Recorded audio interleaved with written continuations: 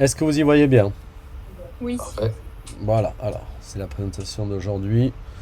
Non, voilà, je vous avais dit, on démarre, on perd pas trop de temps. La question qui se pose, j'imagine que c'est celle que vous vous posez aussi, vous avez envie de voir à quoi ressemble GoWizApp, certes, mais vous vous posez la question, vous avez déjà une petite idée de la question, est-ce que les outils sont utilisés, dans quelle proportion, par qui plus, les jeunes, les alternants, les formateurs, les tuteurs, voilà. Bon, j'imagine que ça, cette question-là, vous vous la posez tout le temps, vous avez un retour de votre propre expérience. Euh, vous en pensez quoi? Je sais pas. euh, justement, moi là, je viens de découvrir cette application parce que je ne savais pas que c'était proposé en dématérialisé, Mhm, livret d'apprentissage comme vous proposez. mhm, Donc, l'idée de dématérialiser ce livret mhm. me paraît intéressant. Après, c'est vrai que là, le défi, c'est que ce soit utilisé par les trois acteurs. C'est ça, Si ça, à un moment donné, ça bloque, comprendre le pourquoi c'est ça, du blocage et quelle remédiation proposer. c'est ça, tout à fait, oui. Et Dany, vous avez aussi une vision après Bah moi votre en fait expérience? j'ai besoin de me remettre à niveau parce que je pratiquais l'ERP de mon CFA Oui, en 2014. mais oui, Donc voilà. je suis un petit peu ancien. Oui, c'est ça. Non, non, mais oui, mais c'est toujours Puis après j'ai d'actualité. travaillé en Greta et en Greta il n'y avait aucun outil, on va dire aucun logiciel. On faisait tous les tableurs à la main, Ah, même d'accord. pour les Ben, appels d'offres. c'est intéressant. C'est intéressant parce que c'est la réalité de terrain. Là, à deux, vous venez de décrire la réalité. C'est que souvent, c'est pas dématérialisé. Quand ça l'est, ce sont des outils qui finalement, ben, ils sont souvent bien conçus. Moi, je n'ai pas de critique par rapport à nos concurrents, mais il se trouve qu'au niveau du déploiement, il y a un problème majeur, c'est que ces outils sont très peu utilisés par les acteurs. Voilà, bon, il faut le dire. Moi, j'ai Non, c'est passé... vrai, hein, c'est Oui. vrai parce que même enfin, excusez-moi de vous Non, interrompre. allez-y. Quand je travaillais en mission locale en 2011, Mm. on était sur Parcours 3 et pareil, hein, au niveau des requêtes, enfin, les requêtes BI, je sais pas si on va rentrer jusque-là, hein. Si, si, non, non, enfin, en tout cas, s'il y a des problématiques techniques, c'est sûr, oui, il y en a. Voilà, donc il y avait tout ça, hein. Mhm. Oui, c'est ça. On s'articule avec n'importe quel ERP hein, pour éviter la double saisie. Je vous le dis tout de suite, vous Oui, n'avez pas à saisir dans GoWizApp les utilisateurs, etc. Vous faites juste un import des données ou une synchronisation via des API. C'est peut-être un peu technique, mais c'est important. Hein, Ah, c'est bien ça pour le data, oui. voilà, Virginie, Dany, que vous sachiez qu'il n'y a pas cette phase-là. D'accord? d'accord. On reparlera jeu. C'est technique, on va pas forcément reparler, mais c'est souvent un souci ça, de dire ah, hein, une appli en plus, va falloir saisir, etc. Non. Bon, ça c'est dit. Euh, ensuite, une autre chose à dire, c'est que nous, on a plusieurs clients différents et donc on a un retour sur les statistiques, comme je l'ai marqué sur cette page, vous le voyez, statistiques d'utilisation. On a les statistiques aussi des autres. Alors, on aime bien comparer parce que, si vous voulez, c'est pas seulement les outils la différence, c'est la méthode de déploiement dont on va parler. Je pense que Mm. ça aussi, ça vous intéresse. C'est la façon de présenter Oui, un outil, voilà, de le Mhm. proposer. Exactement. Donc, on va en reparler. L'outil, il est important parce que, à déploiement équivalent, un outil plus sympa, plus ergonomique, plus fluide va peut-être faire la différence. Mais attention, on va pas se mentir, s'il n'y a pas d'accompagnement pertinent, s'il n'y a pas de stratégie très volontariste d'accompagnement, le meilleur outil du monde, même GoWizApp, ne suffira pas en fait. Hein. On mm, va être honnête, hein, on ne va pas non c'est plus sûr. mentir aux gens.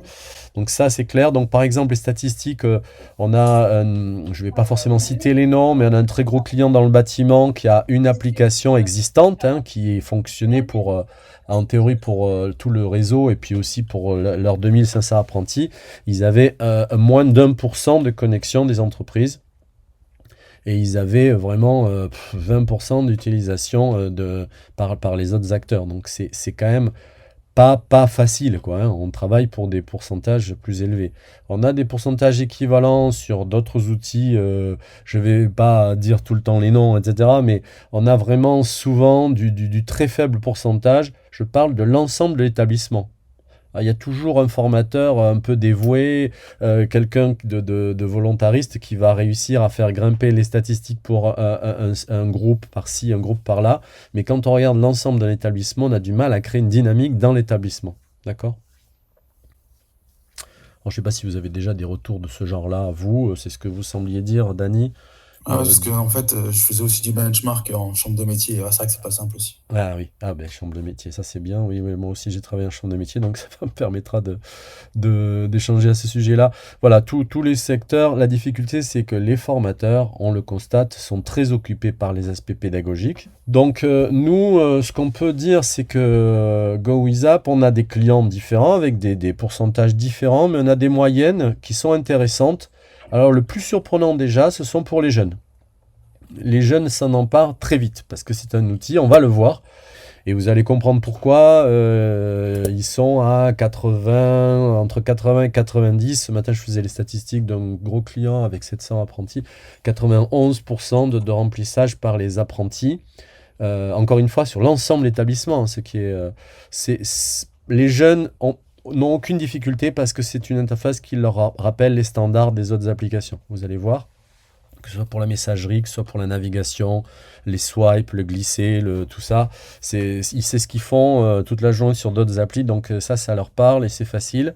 Et puis on a surtout une stratégie de déploiement dont je vous parlerai après, qui est quand même très au point maintenant au bout de 2 ans d'expérimentation. Alors, ça explique nos chiffres qui n'ont absolument rien à voir avec les autres outils équivalents. Du côté des formateurs, on a plutôt quelque chose autour de 50%. Et on est en train de réfléchir à comment encore optimiser ça. Et est-ce que c'est si grave si les formateurs ne remplissent pas tout? On verra ça. Vous me donnerez votre avis. Mais quand même 50% dans GoWithApp, ce qui est un chiffre assez intéressant, mais pas suffisant. Et du côté des entreprises, on a 33%, 33%. On peut se dire que c'est pas beaucoup, que c'est quand même un tiers. Et c'est beaucoup par rapport aux 1% de nos concurrents, on va dire. Mais encore une fois, on va pas non plus crier victoire parce qu'en fait, nous, on aimerait plutôt s'approcher des 60% pour être... voilà. Ça ne pas trop que les apprenants soient engagés et soient emballés par ce type d'application, surtout pour les jeunes. Après, là, je pense qu'il va falloir un petit peu aller au-devant des habitudes. Les habitudes de travail des générations de formateurs et des organismes de formation et des entreprises également. On n'a pas encore forcément ce réflexe, et moi la première, lorsque j'ai été appelée par ma responsable pédagogique, elle m'a demandé de voir s'il y avait une possibilité de remplacer cet outil livré, matérialisé par une option numérique. Oui. C'est en prospectant un petit peu que je suis tombée donc sur votre application. Oui. Ouais. Oui, alors après, je vous le dis, vous gagnez. Enfin, après, ça ne vous empêche pas de comparer, de regarder d'autres outils, mais vous allez gagner du temps.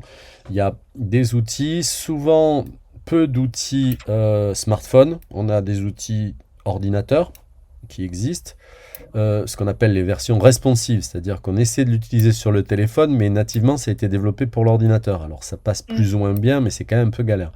Après, on a des versions smartphone qui sont, très user-friendly. Ça a l'air facile, mais c'est pas complet. C'est-à-dire que ça n'intègre pas notamment les référentiels. Mais après, je vous laisse comparer et voir d'autres solutions. Moi, je vous dis notre propre benchmark. Mais évidemment, je vous laisse faire. Et voilà, nous, on a la particularité d'avoir développé tout de suite sur téléphone pour le tuteur et le jeune. Et pour les formateurs, d'avoir une version, comme je le dis là. Donc voilà, vous voyez ici qu'il y a la version téléphone et la version ordinateur, d'accord? Donc vous avez une version téléphone pour le tuteur et l'apprenant, et une version ordinateur que vous voyez à droite pour le formateur. Alors je vous le dis tout de suite, le point fort énorme de la version ordinateur, c'est le tableau de bord que vous voyez là, synoptique, ce qu'on appelle le récap. C'est un tableau, vous ne le voyez pas parce que c'est très petit, mais c'est en colonne, ce sont les apprenants.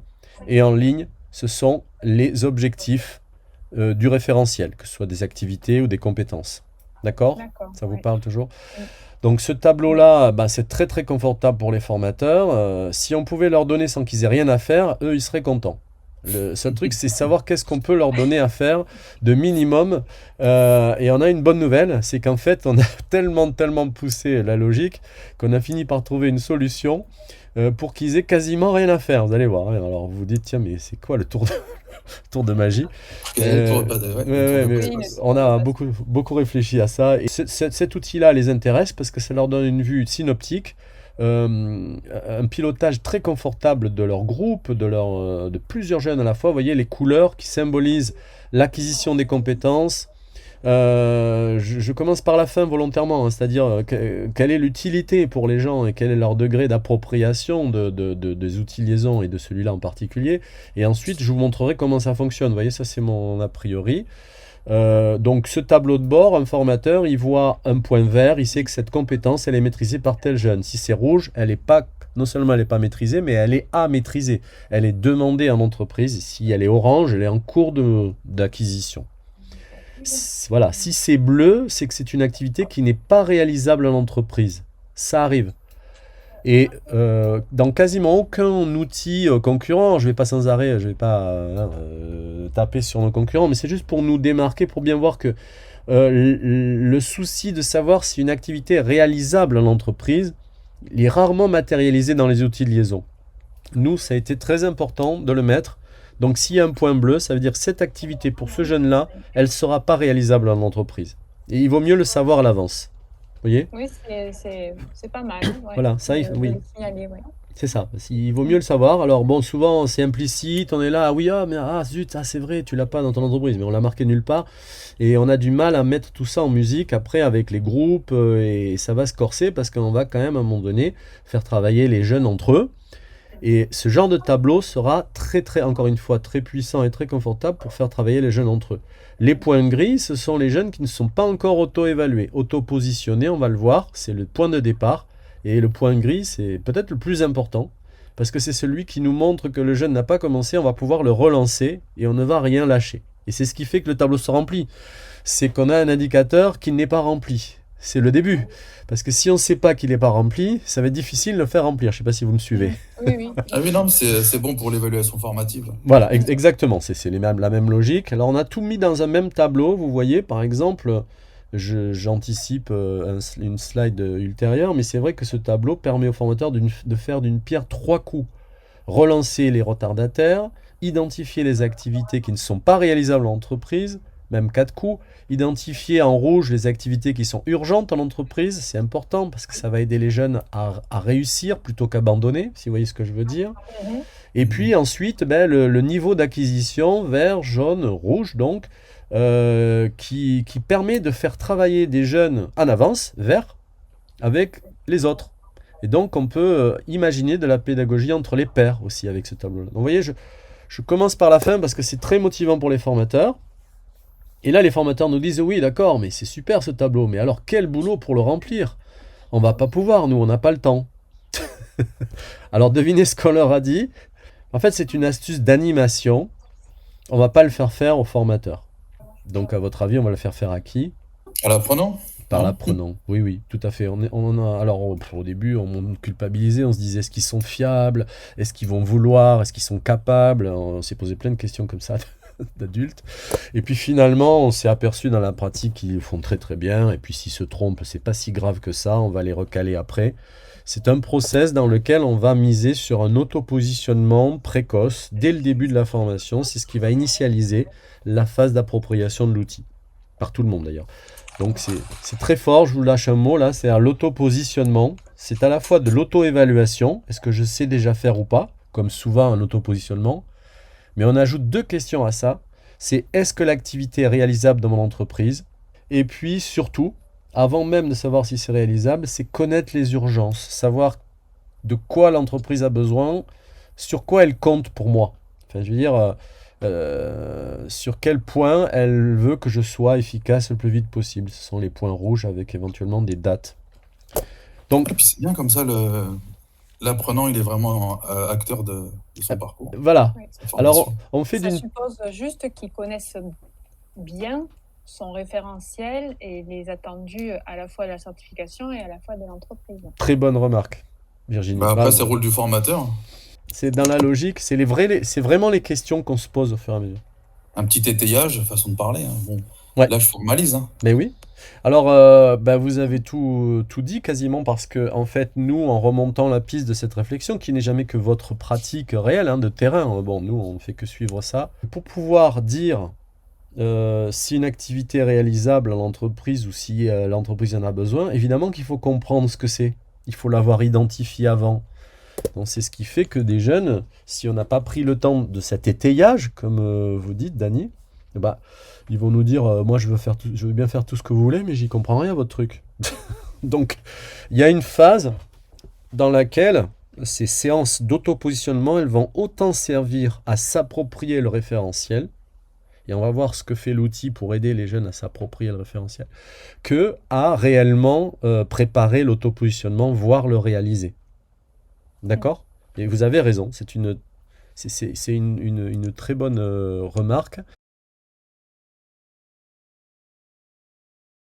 Que ce soit pour les métiers de la cuisine ou de l'immobilier, leurs activités ou leurs soft skills, l'apprenti et son tuteur évaluent en un clic sur leur téléphone. Un clic et c'est fini. GoWizApp permet d'évaluer plusieurs fois une même compétence pour visualiser sa progression. Ici, on voit du positionnement en mars, non acquis, en rouge, jusqu'à vert, en juillet, c'est-à-dire acquis. Les missions qui doivent être anticipées à court terme en entreprise pour éviter les ruptures sont facilement identifiées. Ici, on voit en rouge, avec une date, pour y travailler.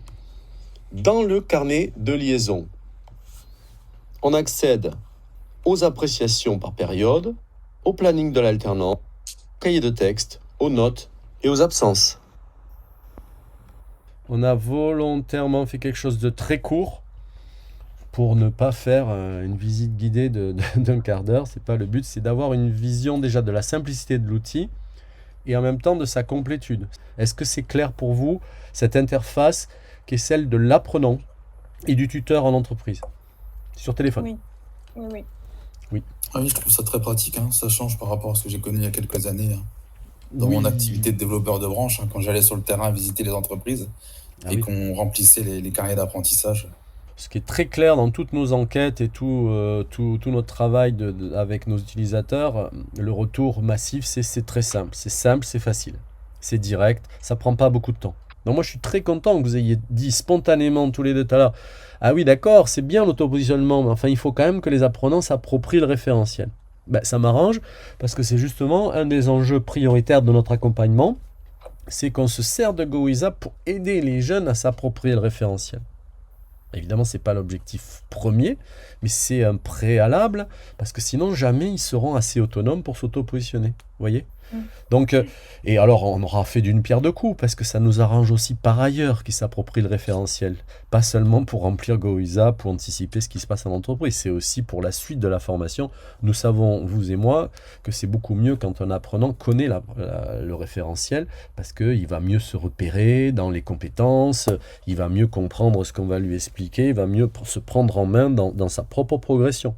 Moi, j'aurais une question par rapport à qui est pas directement lié à l'application, mais tout à l'heure, il était indiqué que cette appli s'adressait à tous les métiers. Oui. Moi, faisant partie d'un établissement médico-social, est-ce que ça rentre dans ce cadre-là aussi? Mais oui. Cette appli peut... Oui. Alors, c'est vrai que ça vous parle peut-être un peu moins encore que médico-social. Il peut y avoir des choses visuelles. Mais tout de suite, des vidéos, par exemple, peuvent décrire des process, peuvent décrire des situations. Donc, en gros, n'importe quel métier va comporter des missions qui vont devoir être réalisées par l'apprenant, avec des connaissances associées, qui vont devoir être évaluées. Plus on va aller vers le tertiaire, moins ça sera visuel. Donc, évidemment, des photos, ça sera un peu bizarre. Mais par contre, des vidéos... Oui, les courtes capsules, voilà. peuvent faire l'affaire. Exactement.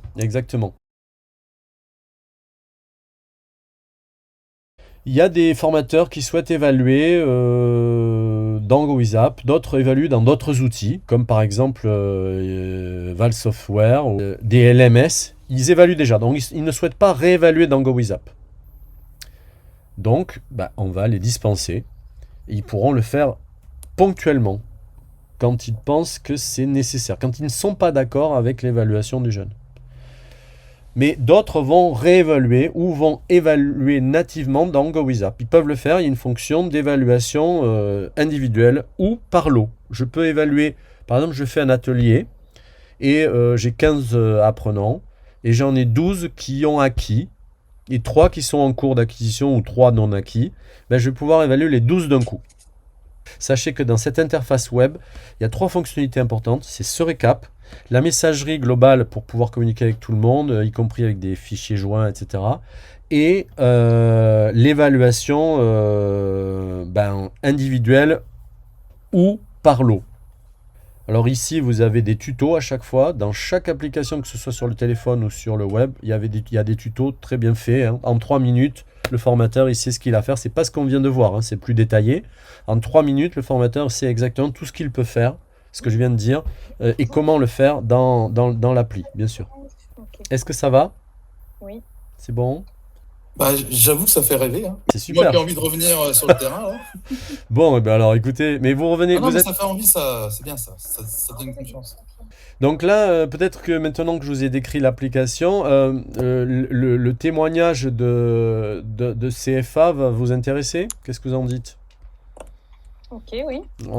Je vous propose de commencer avec un gros CFA du bâtiment. C'est le CFA du bâtiment Centre-Val de Loire, toute une région. Donc il y a 5 sites.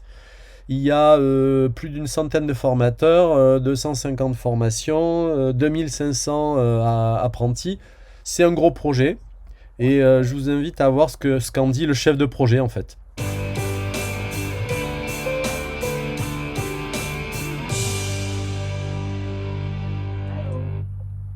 250 sections, 82% des sections ont joué le jeu. Pourquoi un tel mouvement? Si je veux répondre vraiment clairement, c'est un peu par rapport à moi, parce que je connais bien mes collègues de l'enseignement professionnel depuis longtemps. Donc c'est par rapport à l'estime qu'ils ont de moi et du fait que je conduise un projet. Donc ils ont pensé que il y avait certainement de la qualité dans cette histoire. Donc ça, c'est un petit peu à l'estime réciproque. Donc ça, c'est une première chose. Après, je pense que c'est très lié au côté très judicieux de l'outil qui arrive dans une période où on a plein de choses difficiles, longues, pénibles, les mails, on attend, etc. Et là, on a une appli qui est réactive, qui permet de consulter tout de suite, de rendre compte de ce qu'on fait d'une manière très objective avec des photos, des vidéos, et de partager ça d'une manière instantanée. Je pense que ça plaisait énormément et aux jeunes et aux formateurs. Au vu des réactions que j'ai eues de mes collègues qui m'ont relaté ce qu'en pensaient les entreprises, ce qui est bien, c'est qu'on a un vrai interlocuteur avec vous, on a de vrais interlocuteurs qui tiennent compte de nos remarques et qui vont faire évoluer l'application par rapport aux réalités auxquelles on est confronté. Donc ça, c'est en termes de crédibilité pour moi et mes équipes pédagogiques, c'est extrêmement important. L'équipe GoWizApp est très réactive par rapport à nos constats suite à, on va dire, une forme d'expérimentation qui couvre presque l'année scolaire. Et on s'est rendu compte qu'il y avait quelques freins qui n'étaient pas forcément en rapport avec l'application, qui concernaient souvent la connexion des apprenants et des tuteurs, qui reste encore un petit peu compliqué, mais qu'on doit pouvoir faciliter. Mais ça, c'est un problème à terme, de manière à ce que tout le monde puisse se connecter plus facilement. On pourra peut-être travailler avec l'équipe de GoWizApp sur le sujet. Et puis, on souhaiterait aussi faire évoluer cette application avec peut-être un peu moins d'évaluation, parce qu'on avait des référentiels un petit peu trop volumineux et complexes, et souvent les gens ils sont un petit peu rebutés face à la complexité des référentiels. Donc je pense qu'il faut encore simplifier et puis faciliter la communication entre les entreprises, le centre de formation et les apprenants.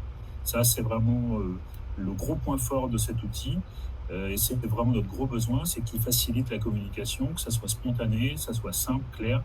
C'est un vrai avantage de GoWizApp.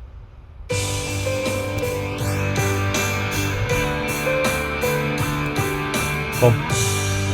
Alors, est-ce que ça vous parle et vous avez des réactions par rapport à ce témoignage? Et avec une agilité, il y a cette notion d'un outil agile. Oui, ce qui était pas évident, c'est que là, on est dans un système où il y a énormément de formateurs qui ont des degrés d'investissement très différents, vous devinez. Un organisme avec, comment dire, une histoire, une culture, hein, Oui. passée, avec assez peu de formalisme, de formalisation du suivi, et tout de même une adhésion. Les entreprises ont dit, écoutez, voilà, c'est gentil, ça a l'air bien, tout ça très bien. Bon, certaines se sont connectées, mais il y en a qui ont dit, vous savez, vous nous demandez de créer un mot de passe. Bah, c'est compliqué. Alors, il y en a qui l'ont pas dit, hein, mais on l'a compris. On est en train de proposer un mail de onboarding direct, c'est-à-dire avec dans le mail déjà un mot de passe provisoire avec le login pour qu'il se connecte tout de suite. Ça a l'air d'être rien et c'est déjà 3-4 clics de moins, quoi. Ce qui peut être un détail pour certains, ouais, c'est de Voilà. l'ergonomie pour d'autres. Enfin, je sais pas comment dire ça, Ah, monsieur. bah oui, une entreprise, elle a jamais Ils le temps. ils veulent du clé en main et puis envoyer une fusée le lendemain, quoi. Ouais, c'est Oui, sûr. oui, c'est ça. Donc, alors, si on peut pas, ben, on leur dit gentiment, mais quand on peut et qu'on se dit, tiens, mais on va peut-être pouvoir leur faire plaisir et gagner leur confiance. Alors, pour le coup, c'est le cas. Une connexion directe pour les tuteurs, ça améliore beaucoup les choses. Et ensuite, les formateurs. Vous avez vu ce qu'il a dit? Le chef de projet dit, il y a trop à évaluer encore. Comme on l'a dit, ils évaluent déjà sur d'autres outils parfois. Alors quand c'est pas le cas, hein, on est d'accord, on peut le faire dans GoWizApp. Donc ça sera pas compliqué, on le fera, ça sera simple, on sera content, tant mieux. Mais quand on le fait ailleurs, tout de suite ça bloque.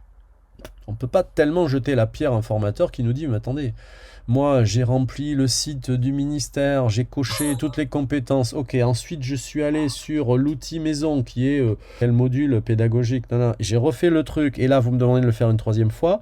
Écoutez, vous êtes gentil.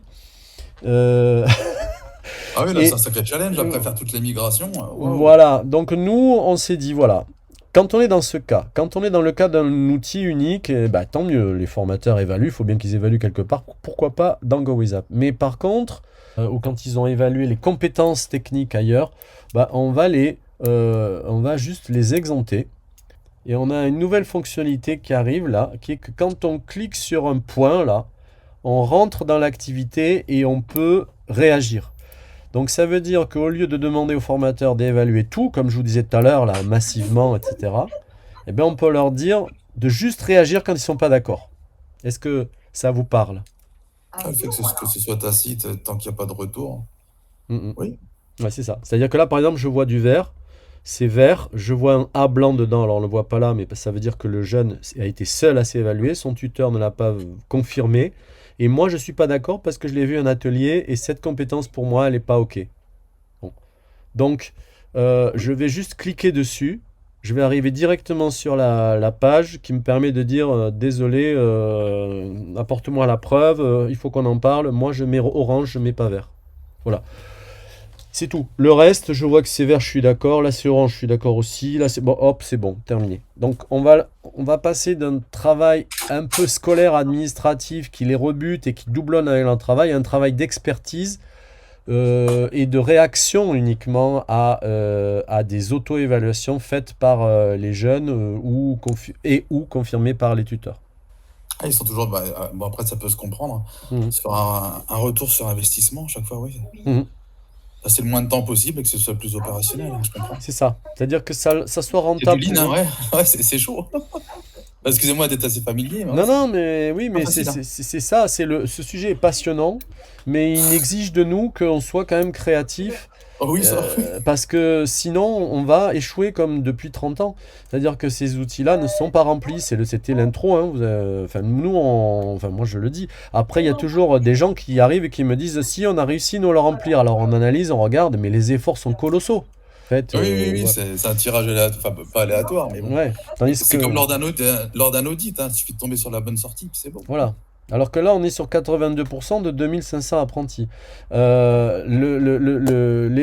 témoignage suivant que je vous propose, c'est 88%, on augmente. Et puis, on aura pour finir, mais ce ne sera pas un témoignage, mais le rappel de nos 91%, c'est notre champion pour le moment. c'est le CFA à Paris, ISIFA, mais voilà, 88% c'est bien aussi. On est, on est plutôt fiers avec eux. Ah, c'est parti.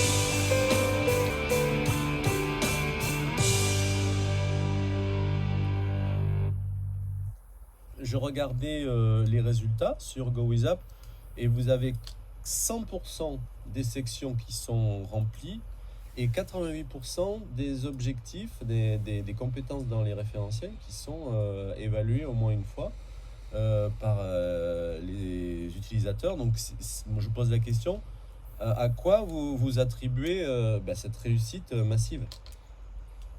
Je pense que si on a pu autant réussir la partie d'évaluation avec les jeunes, c'est parce que on a pu déjà être accompagné au départ avec les équipes pour se former des personnes pilotes et ressources pour le projet. Et ensuite, on a établi des temps qu'on a vraiment consacrés uniquement au positionnement par classe.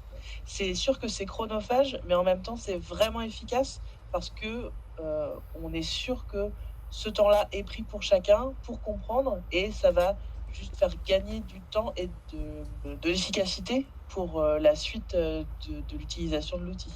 C'est sûr que le fait que l'outil soit très simple et très intuitif, je veux dire, il est ergonomique et intuitif, ce qui parle beaucoup aux apprenants qui sont très habitués aux applications. Et là, je vois que passer la phase de connexion et en plus avec l'accessibilité de la connexion par Gmail, ça a été très rapide. On leur a montré une fois et ensuite ils ont compris tout de suite. Je veux dire, ils ont tout de suite compris le fonctionnement de l'application. Alors, avec les entreprises, comment ça s'est passé?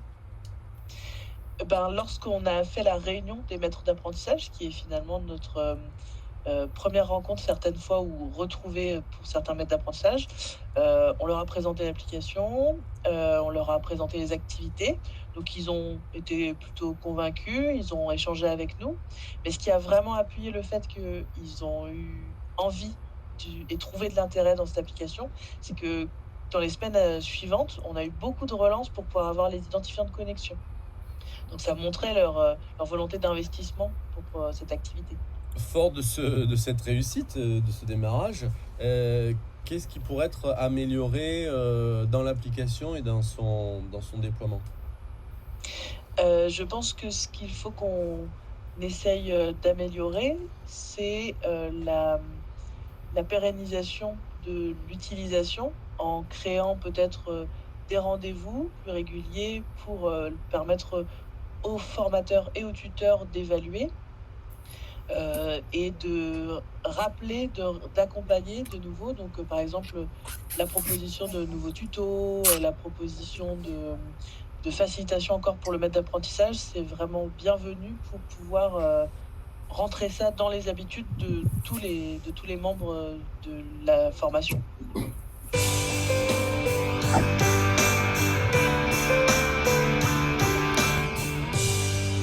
Voilà. Donc les nouveautés GoWithUp pour mi-juin, c'est ce que je vous ai dit, hein, aider les formateurs à évaluer beaucoup plus vite et que par défaut, si je puis dire. Le onboarding, enfin les connexions plus faciles pour les tuteurs et les jeunes. Et on a une nouvelle notification, enfin un message de relance pour pouvoir relancer tout le monde régulièrement. Il y a les notifications que les formateurs peuvent envoyer aux acteurs, c'est sûr, mais il y a aussi un nouveau développement qui arrive là pour juin avec une notification de l'administrateur, pour le coup du chef de projet. Là on a des chefs de projet en face de nous, que ce soit monsieur Chamorro ou madame Douan là. Ils ont envie de pouvoir relancer tout le monde, tous les utilisateurs à un moment donné en disant nous vous rappelons que la campagne d'évaluation est partie ou que vous pouvez dans GoWithUp faire ci ou cela. Et ça, c'est quelque chose qui n'existait pas, donc on l'a publié en juin. Donc ça, c'est pour vous dire ce qu'on fait en réponse à leur demande d'amélioration. L'accompagnement, on a 3-4 phases, en fait, ça peut être 3 ou 4 phases qu'on vous propose. Et la première, c'est configuration de l'application. Donc là, on récupère vos données, on fait tout clé en main, vous n'avez rien à faire, vous nous envoyez quand même les données. Utilisateurs, les référentiels sur lesquels vous voulez travailler, etc. On fait une première séance d'1 heure avec vos équipes ou avec vous, chef de projet, et on regarde ce que ça donne en visuel sur l'application. On vous donne un login et vous regardez. C'est essentiel, je pense. Ouais. Ah oui. Oui, on rate une marche là, après, sinon. Ah voilà, c'est ça. Derrière, on va le regretter à chaque autre étape. Après, ouais, après par récurrence, on tombe. Hein. Exact. Donc les périodes d'évaluation. Oui. Excusez-moi, vous estimez ce temps dédié à cette phase 1 sur combien de temps? Mais ça dépend de vous. Alors ça dépend de vous, ça dépend de, par exemple, ça dépend vraiment de vous, c'est-à-dire si vous avez des référentiels déjà retravaillés, si vous partez et d'une de ce que vous avez déjà en main comme outil et de deux de la vitesse à laquelle vous travaillez, de votre disponibilité. C'est vraiment vous, parce que on a des gens qui n'avaient rien, qui sont allés très vite parce que voilà, c'était clair, ils avaient un peu le temps, ils s'étaient mobilisés dessus et ils savaient clairement où on voulait aller ensemble. Il y en a d'autres qui avaient des prérequis, qui avaient des choses, mais il a fallu encore réfléchir, les caler, être sûr, c'était plus long. Enfin, et d'autres fois, c'était tout de suite, puisque tout était prêt, et puis que... Donc, on a un peu tout, comme cas de figure. Mais par exemple, regardez vos référentiels, si vous avez déjà des référentiels un peu simplifiés auxquels vous avez réfléchi pour que ce soit lisible par vos utilisateurs, c'est sûr que ça nous fait gagner du temps. Oui. Si vous avez déjà des ressources, des petites capsules, comme vous disiez, ben ça sera super facile de les intégrer. Si vous ne les avez pas faites et que vous voulez qu'il y en ait, ah ben là, ça va être long, il faudra les faire. Donc, bon, en général, on vous conseille de démarrer simple, et puis ensuite, on peut rajouter des ressources en cours de route. Mais, comme je l'ai dit tout à l'heure, c'est pas mal d'avoir un minimum de ressources, c'est pas forcément des capsules vidéo, mais pour expliciter un peu les activités et que les apprenants soient autonomes dans leur auto-positionnement. Oui, je vous pose cette question pour connaître, avant d'attaquer ce projet-là, les ressources à mobiliser, le temps qu'il va falloir à peu près y consacrer. Ça s'étudie, on peut faire un petit point, parce que là, bon, c'est quand même à individualiser un tout petit peu, mais là, les principes généraux, c'est qu'en général, mais la phase 2, connexion auto-positionnement des alternants, quand je dis phase 2, c'est qu'il y a 1 heure de brief de notre part auprès de vos équipes ou du chef de projet au moins, quelques jours avant les premières séances. Donc si par exemple on prépare quelque chose en juin pour la rentrée, si c'est le 1er octobre qui est prévu, on fait le truc fin septembre. Parce qu'il faut que ce soit frais. Parce qu'en fait, il faut que les apprenants, les formateurs soient vraiment... relax, quoi. Il faut qu'ils soient bien, il faut qu'ils aient l'impression que tout est sous contrôle, que ce soit les problématiques techniques de connexion, que ce soit le procédé, le process d'autopositionnement et la façon de l'animer. Pour eux, il faut que ce soit clair. Donc, ils se posent des questions. Et si le jeune me dit ça, et s'il résiste, et s'ils veulent pas, et si ça marche pas, et si. Donc, on répond à ces si et si en 1 heure, tranquillement, 1 semaine ou 2 avant la première séance. Et ça se passe très bien. Okay. Donc, phase 1, configuration. Là, on est un peu vous avez vu, hein, les référentiels. Les données utilisateurs, ça va très vite. Vous les avez, vous nous les donnez, on les intègre. Ça se fait en 2 jours, même pas. Voilà, pour répondre à votre question, Virginie... Excusez-moi, monsieur, juste un terme technique. Wording. Wording, c'est le terme, c'est le vocabulaire qu'on emploie. Si par exemple, si vous voulez dire tuteur ou à la place de maître d'apprentissage, on peut changer les termes. Ah d'accord. Voilà. Vous voulez dire apprenant au lieu alternant au lieu d'apprenti, pas de problème.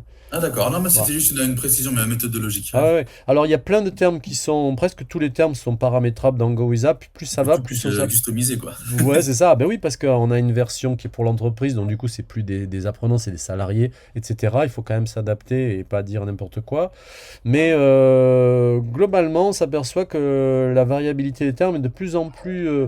En fait, les termes sont de plus en plus stables. On peut les changer. Il y a des fois où on les change, où il faut.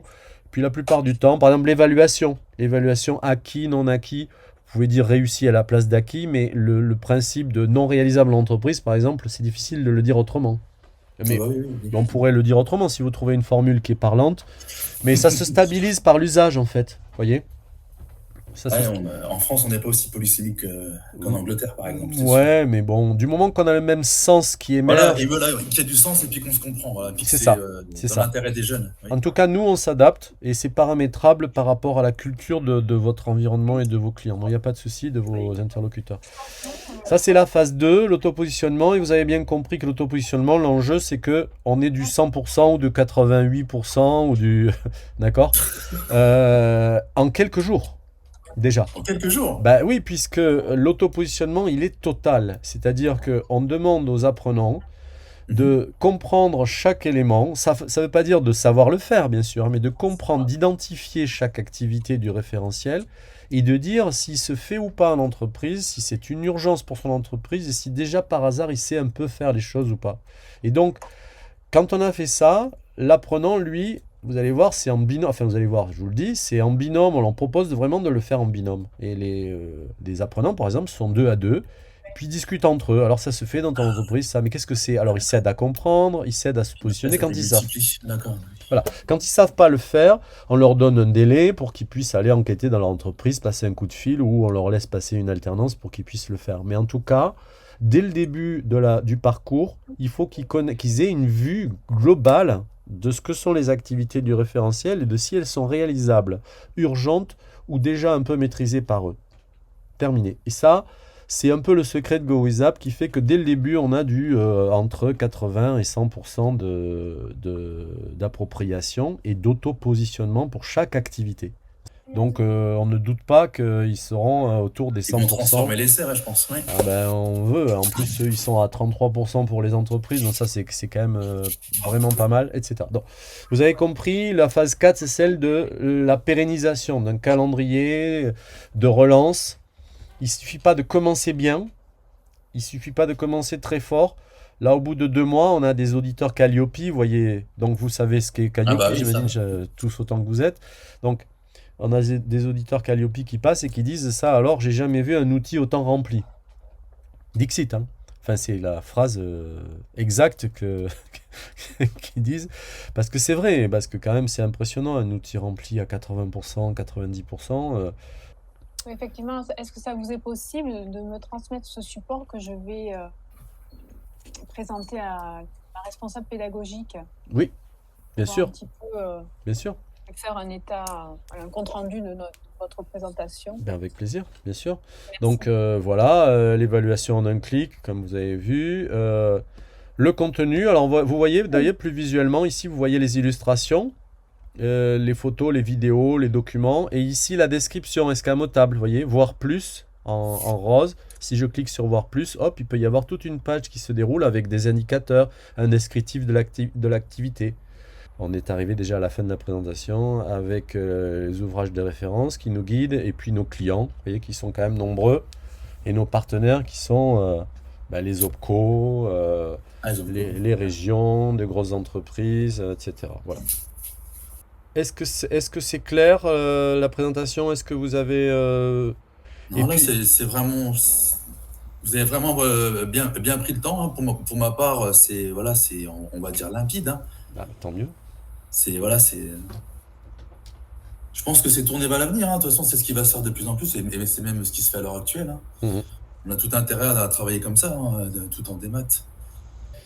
Eh bien, super. Écoutez, j'espère qu'on a fait le tour, que j'ai répondu à vos demandes. Je vais vous envoyer les descriptifs et puis les tarifs. Et puis après, ça sera un plaisir d'échanger avec vous et puis de démarrer quelque chose au plus vite. Il n'y a pas de souci.